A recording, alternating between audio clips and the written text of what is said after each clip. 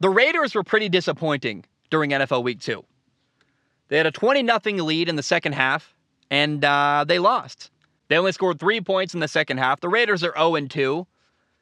It's not a great start to the Josh McDaniels era in Vegas.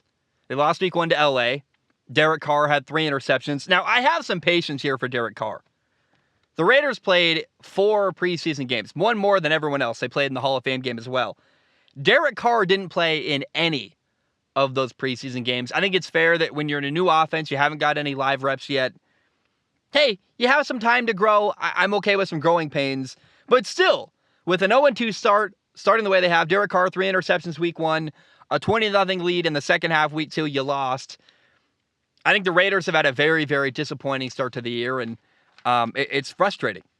Now, the Raiders aren't the only team that's been disappointing to watch so far this year. There are 4 other teams I've found disappointing as well. The Colts, for example, they tied Houston Week 1. Week 2, they got embarrassed by Jacksonville, 24-0. Indy was talking about a Super Bowl going into the year. They're like, we brought in Matt Ryan. Matt Ryan's on a quest for a Super Bowl. Well, I hope Matt Ryan has a couple of years, because it looks like they are nowhere near a Super Bowl right now. Remember when the Colts got rid of Carson Wentz and they acted like they solved their problem? Look where they are now. They still can't beat the Jaguars on the road. And they just have an older quarterback who's not as physically gifted. Like, I don't know how... Matt Ryan's awesome. I'm rooting for Matt Ryan. I hope it goes well. But it's like, oh yeah, look! The Colts solved all their problems. They got rid of Carson Wentz, and now suddenly they're a great football team. Oh, no. Wait, they're not. They still have lots of problems they're working on. So, I don't know, man. It's really, really wild to see what the Colts are going through right now. Denver's also been underwhelming. They lost to Seattle Week 1.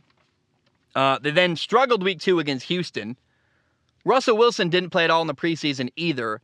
And it kind of shows. Denver's been really bad with clock management and in-game decision-making. Nathaniel Hackett, their head coach, has never been a head coach before, and that's painfully obvious. I'm rooting for him, but still, wow, they've been ugly to watch. And I worry that Denver added Russell Wilson and still is going to finish last in their division. Now, the Bengals are 0-2.